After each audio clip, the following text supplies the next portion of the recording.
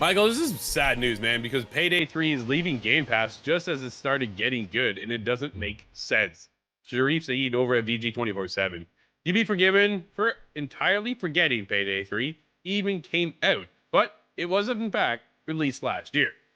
The game was coming up on its 1-year anniversary on September 21st, and a lot has changed since the disastrous launch. Dude, let me tell you about this launch. It was riddled with bugs. You couldn't get online with your friends. You get online and then you just disconnect. Like, it was an absolute monumental mess to the point where I thought they're just going to shut the game down and close up. Like, it was really, really bad.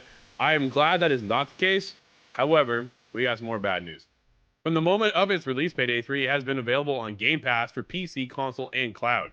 And it's barely lasted a year, because come September 15th, the game will be leaving the subscription service. Games enter and leave Game Pass roster all the time, but things are a little different in this case. In Payday 3's case, the tumultuous launch months, dude, because this went on for months. It wasn't just like a week or two. This was a month-to-month problem. Have given way to a series of major updates that tackled matchmaking, core game mechanics, skill adjustments, unlocks, and progression, and even adding a form of offline solo mode more recently. Dude, the game wasn't ready. Straight up, never should have launched. That's how bad this was. It was almost close to a cyberpunk experience. That's how, like, dude, I thought this was not good. Like, what is going on here? Though some of those weren't without their own missteps. The general consensus around Payday 3 has turned positive. Steam reviews have shifted from mostly negative to mixed, and content creators and regular players on Reddit have generally been more excited to play. Nice to know, right? Well, during a recent developer livestream, one player asked the question of Game Pass extension directly, but the answer provided was simply a no update to offer. Welcome to PR speak.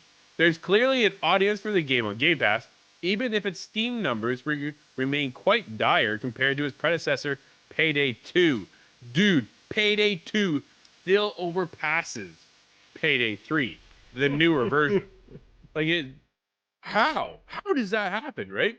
Well, it's all even more disappointing as the news arrived on the same day of the Chapter 4 Fear and Greed teaser. Dude, they couldn't put the fact that greed is there says it all, which is part of the game's anniversary update. Fear and Greed arrives September 16th, one day after the game leaves Game Pass. Michael, why would they do this, man? I mean, you said it, right? Greed. There's something going on there. This is one of those series I never quite hopped into, but I had a lot of friends who loved Payday 2.